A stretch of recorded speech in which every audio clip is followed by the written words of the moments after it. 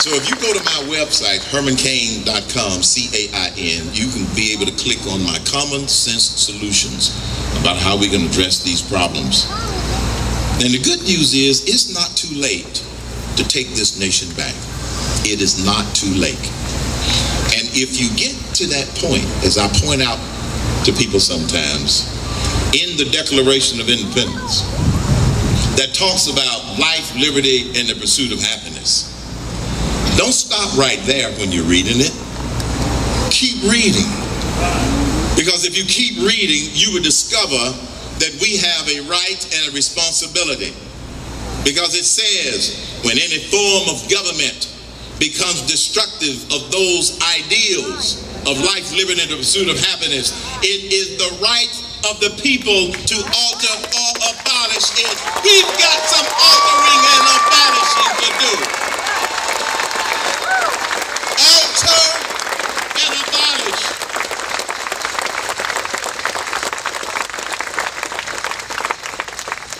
Now the liberals and President Obama don't think that we're going to be able to do that. We'll show them. We'll show them. The President tried to scare folk off by talking about he's going to raise $1 billion for his campaign. Money's not going to be the determining factor. I don't care if he does raise $1 billion. He has a terrible record to run on. 9.2% unemployment. Nearly 15 million people out of work. $1 trillion in spending that did not work.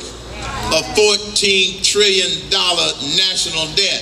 And you think he can buy another 4 years based upon that track record? I don't think so. I don't think so.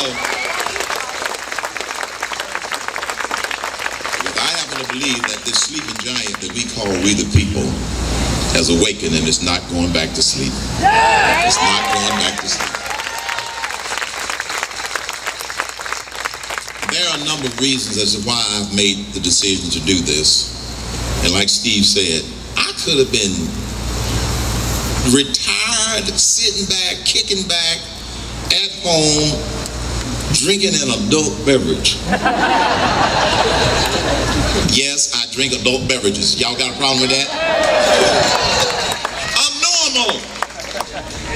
But I couldn't. Just like you. When I was doing my radio show, I had people call up prior to this administration and complain about the fact that they were concerned about the future of America. And then a year into the Obama administration, they would call and say that they were fearful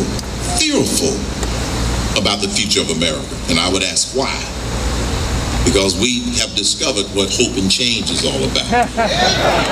What it is all about forcing legislation down the throats of the American people against their will. And as Emeril Lagasse says, we've all got to crank it up a notch in order to make sure that we take back the White House in November 2012.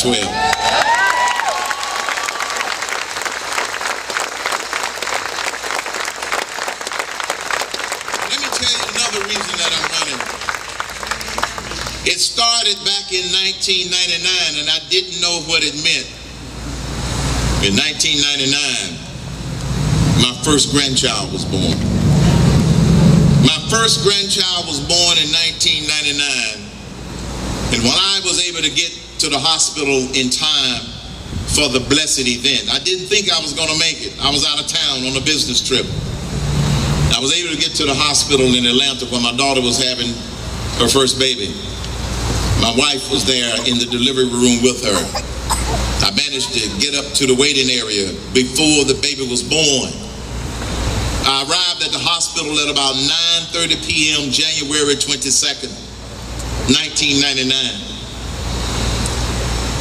20 minutes later, my wife came out of the delivery room, looked at me, put her hands on her hips, didn't even say hello, honey,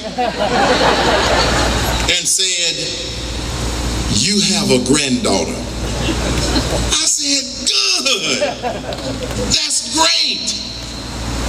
Is the baby all right?" "Yes." "Is Melanie, our daughter, all right?" "Yes."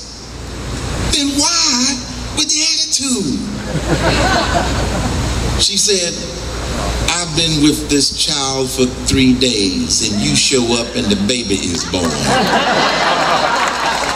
She was waiting on granddad to get there before she made her grand entry into the world. And when I went in that room, folks, and I picked up that little baby for the very first time, and I looked in that little face, the first thought that went through my mind wasn't, what do I do to give her a good start in life? What do I do to make sure she gets a good education? No, the first thought that went through my mind, what do I do to make this a better world and a better nation?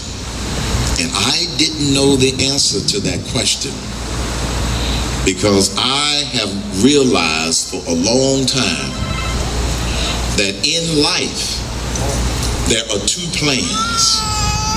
There's your plan and there's God's plan.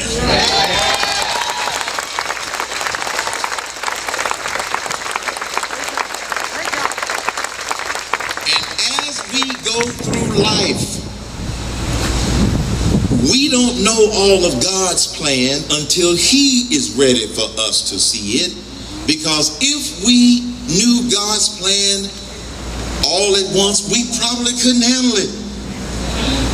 And so I realized that starting in 1999, God had a plan for me to help make this a better world. And as a result of that, that's why I remind everybody, it's not about us. It's not about us, it's about the grandchildren. The founding fathers, they did their job. We have to be the defending fathers. We must defend liberty. We must defend freedom. We must defend the unborn. We must defend our rights as citizens. And with the aid of our men and women in uniform, we must defend peace in this nation and around the world, but not be the world's policemen.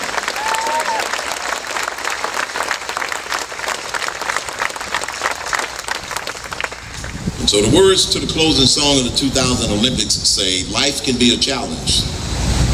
Life can seem impossible. It's never easy when there's so much on the line.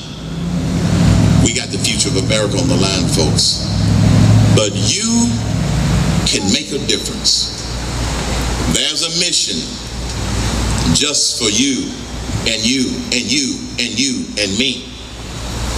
Just look inside and you will find just what you can do. Don't focus on what you can't do. People achieve their dreams focusing on what they can do. And what we can do is to be reminded and do what the Gipper reminded us when he was president of the United States about this thing called freedom. And Ronald Reagan said, freedom is never more than one generation away from extinction.